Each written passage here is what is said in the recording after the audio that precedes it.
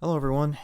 There has been a lot of information coming out about the AM5 platform and or AMD Phoenix.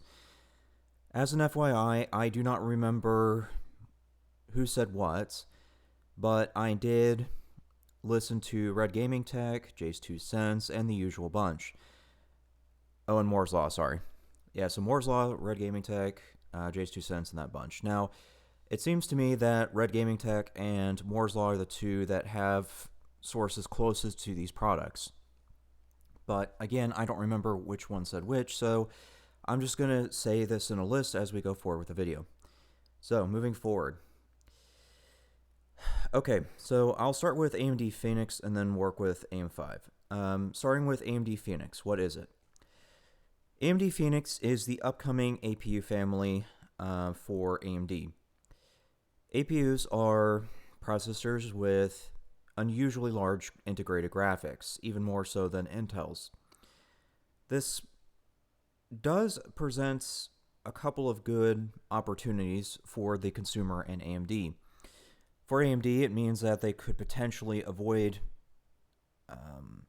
lower end dedicated graphics, and for the consumer, well, it gives you a really good alternative processor, one that can help with diagnostics and other things. I'll get into that all in a little bit. But either way, that's what an APU is. Let's go ahead and look at the last APU to help you understand my comments with Phoenix, which is the 5700G. This was the flagship APU from the last generation. The 5700G is a 65 watt TDP APU. That's extremely low for a desktop processor. Well, I should say APU in general. Anything to do with a processor or APU on a desktop, it really should be closer to 95 watts because you need more power to give the processors as well as the integrated graphics the necessary boost that they need to be at their best performance. So yeah, that was quite a colossal mistake on their part. And I hope they don't make the same mistake with Phoenix. But either way, yeah, 65 watt TDP, and then let me tab over to its benchmarks.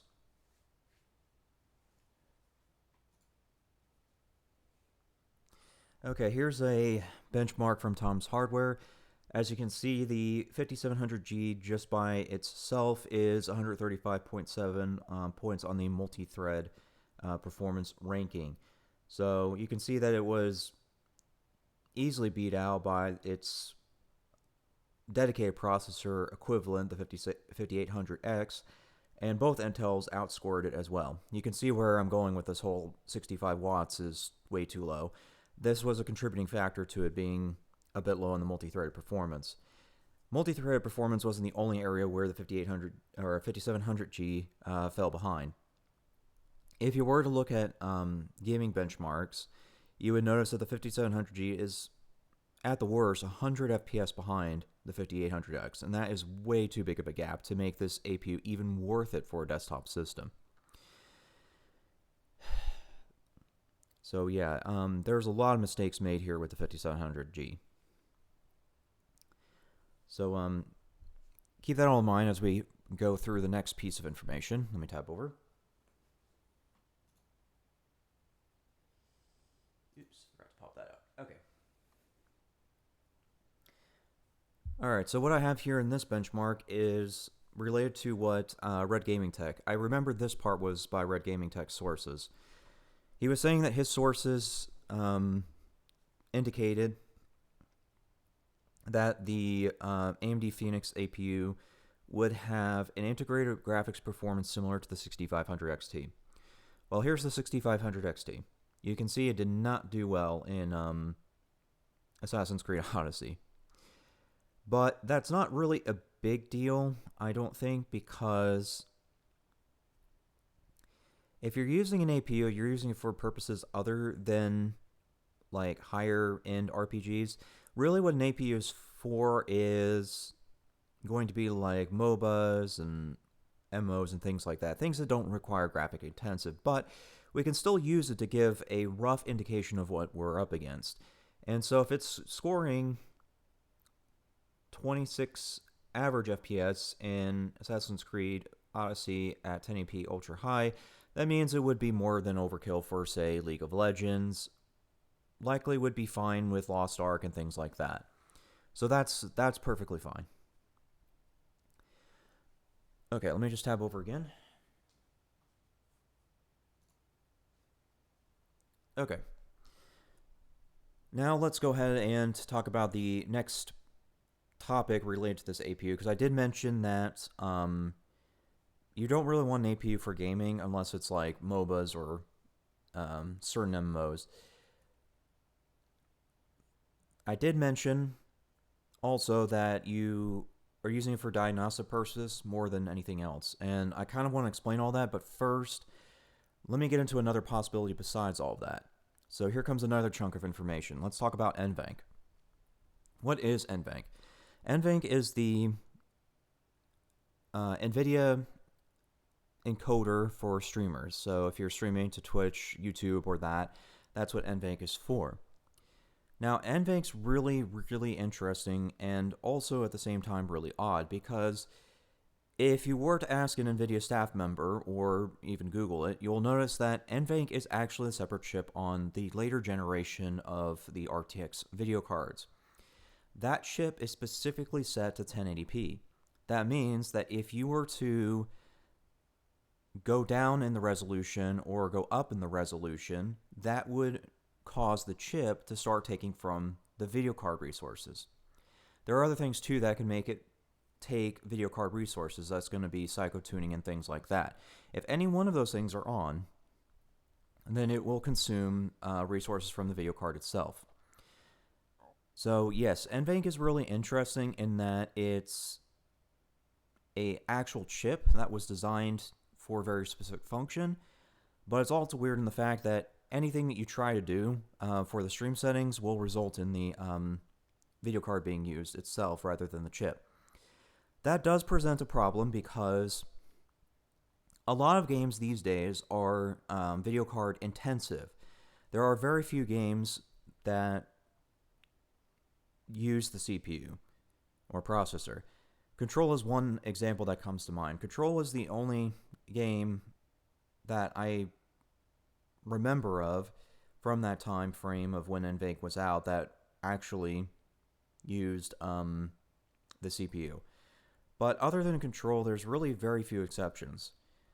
That means that it's generally speaking a good idea to have an encoder that doesn't rely on the video card due to the fact that it's the most in demand. So that brings me now to back to the APU discussion. So I did mention diagnostic purposes and things like that. So the great thing about the whole APU thing is that if, let's just say, your video card goes out, like what JayzTwoCents recently showed on his video, then you would have the ability to plug your monitor into the APU rather than going to the video card, download the necessary software, BIOS, or whatever to fix your video card. And then from there, you would flash it and get going again. But in JayzTwoCents' case, the video card actually had a dual BIOS, so he was able to kind of correct it without the APU. However, it does give you some more options in terms of the diagnostic side of things, and that's just one case example. But now, another thing too I want to bring to your attention is the other stuff that an APU can be potentially used for, and that's going to be encoders as well as additional monitor support, if you will, because your video card will have a limit on how many monitors it can have. So if you need more monitors than the video card is capable of, you can always resort to the APU for that. That's one way of handling it anyways. But kind of another thing too that's really great about APUs is the whole idea of it using as an encoder. And this applies to streaming as well as people who don't stream, because one thing that you will notice if you look up the 6500 XT is that it's missing some encoders, meaning that it's just not able to process certain video or things like that. So if you wanted to watch a video and it was an encoder it doesn't have, then you're SOL. But an APU could potentially fix that, because if the APU has the encoder and the video card doesn't, the APU can handle that function. But in a streaming scenario, and this is something that I have brought up as well in the past, is if AMD were to make its own custom encoder that utilized the APUs, in which it was using both integrated graphics in the processor, then I think they actually could do something really cool with that. Something that might be a little bit more efficient than NVENC. Because at the end of the day, if you can utilize the CPU, that would be far better than utilizing the video card for the purposes of encoding, due to the fact, again, that the video card is the most in demand. But unfortunately, in order to achieve that kind of level of performance, AMD really needs to get it in gear with this whole thing, in terms of the TDP and a couple other things with the APUs. That brings me into the next discussion, and I know this is getting into a long discussion about APUs, but don't worry, I'll get to AM5 soon. Okay, so what I would like to see from AMD with their APUs is to stop trying to make power efficiency a thing for the desktop. If you're using something like a 5700G or even a 5600G, you are not using this for power efficiency. You're using this for very high-end applications, like streaming or even gaming. So you do not want to skimp on the TDP. Make sure that both the integrated graphics and the processor have enough power to stay competitive with its processor equivalent. That's what they need to do. If you want to do power efficiency, fine. Then make a specific APU for that, whether it be desktop or laptop. Example. If they were to create, let's just say, a Ryzen 3, a Ryzen 5, and then a Ryzen 7. The Ryzen 3 could be the power efficiency one. It could be like quad-core and have a pretty low-end integrated graphics. The Ryzen 5 could have 6 cores instead of 4. And it had, I guess you could say, a mid-range integrated graphics. And then you could have the Ryzen 7, which is 8 cores and a very high-end integrated graphics.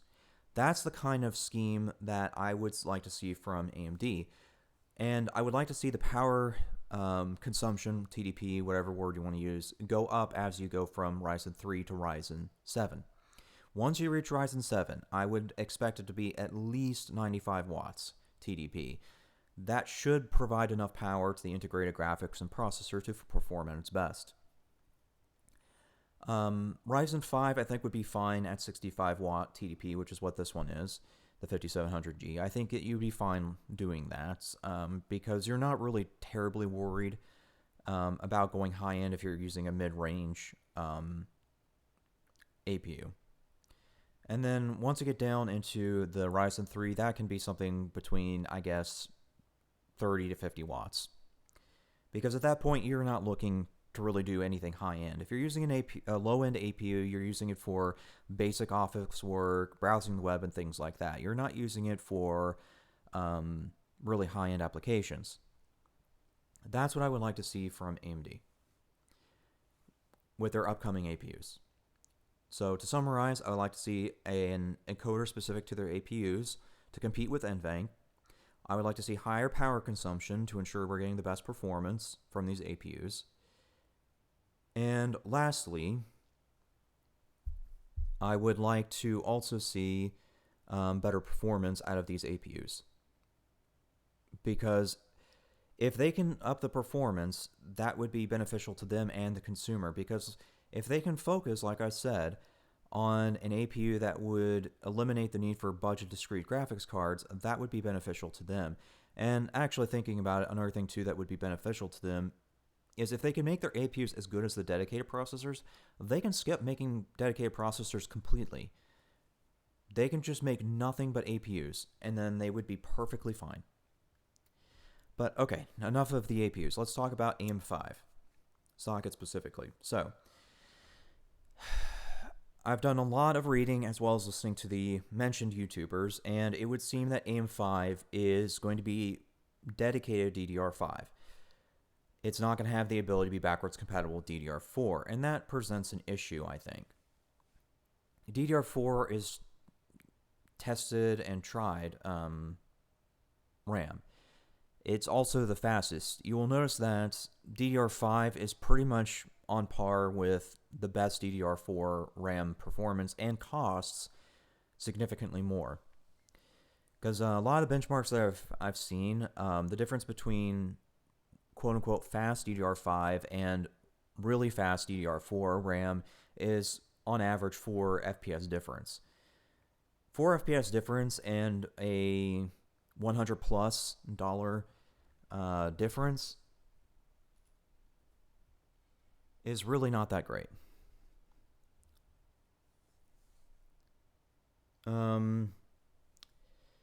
Then another thing too is that it's going to drive up the cost overall, not just on the RAM side, but also more than likely it's going to drive up the cost on the motherboards because of them needing DDR5 compatibility, I guess you can say. That would be my guess anyways. Of course, we'll see what happens when it releases, but my initial guess is that. So I think that's another mistake from AMD, because the one thing that AMD has done really well in the past is they've created really great cost alternatives, I guess you can say, because there has been intervals where AMD has been cheaper than Intel, and they provided very reasonable performance for that cost. And so I think that if they're going to be trying to compete with Intel well into the future, they need to keep that spirit, because then that provides an alternative in the market. I think that they need a similar scheme as the APUs in order to keep that spirit, I guess you could say. So here's what I would envision the next series of motherboards to be, based on the last generation. So last generation would have been A520, B550, and X570. A520 would be the budget motherboard, B550 would be mid-range, and then X570 would be high-end. Now, I think they should keep a similar scheme, but for the next generation. But for that generation, make whatever it is. I guess it's A620. A620 is the budget and runs DDR4. B550, or I'm sorry, B650. Make that one have compatibility with DDR5, because it's your mid-range. You're going to start overclocking once you hit B550. And then X570, obviously DDR5 too. But at least make that A series motherboard have the ability to use DDR4, because at the end of the day, that would be the scheme here, is being budget. So that's the way I think AMD should go with future motherboards in terms of handling the AM5 socket. The other thing too that I think needs to change in order to help with this whole scheme is they need to ensure that the next generation of A motherboards has by default Realtek ALC 1200.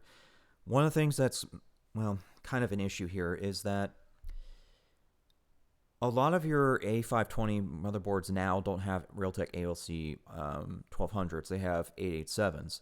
You will definitely notice a difference in the audio quality between an 887 and a 1200. Maybe not in smaller games like League of Legends or things that are not really intensive, but once you start into FPSs, I can guarantee you will notice a big difference between 887s and 1200s.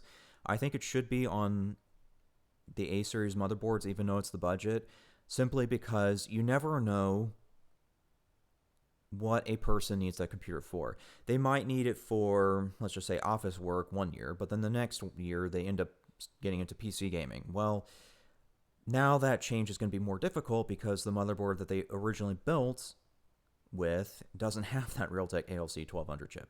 You see what I'm saying? So, yeah, I think that's one change that does need to happen. I think that they can certainly skimp on other things, though, for that. I think that they can skimp on, I guess you can say the voltage stuff. Crap, what's it called? The power regulator, whatever it is. I can't think of the technical term right now. I think they can skimp on things like that. I don't think you need a very high power relay setup. You're not going to be overclocking or boosting if you're using a budget motherboard. You're simply not. So you can keep those features off too, in addition to the lower power, the lower quality power stuff. The next thing I want to kind of talk about is, well, really, it applies more to Intel and AMD, not just AMD.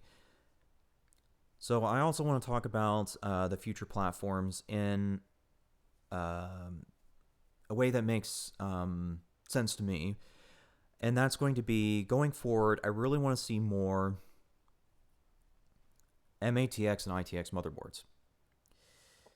The reason I want to see more ITX and M-ATX boards is because of something I've mentioned in past recordings. That's going to be, most people that are video gamers don't use every single expansion slot that's on the motherboard. At best, a video gamer only needs one video card, one SSD. That's it. Streamers too tend to not need as much. They might need an X1 for their capture card, but even then, that could be worked around. If the motherboard doesn't have an X1, you can always use USB if you need to. I wouldn't worry about the internal ones as much, just simply because you really can't stream at 1080p. You really can't. That's because, at least with Twitch, you would be entirely reliant on Twitch handing you that little encoder thing that lets your viewers change the quality. And the reason that you would need to rely on that is because if you look at just the raw data, there are a lot of people watching Twitch on their mobile phones. And not every mobile phone is not going to be able to watch in 720p. A lot just find it simply easier to work in 480p. So going 1080p streaming by default is really not a great idea. And you'll even notice this with a lot of other YouTube channels. They'll even echo this.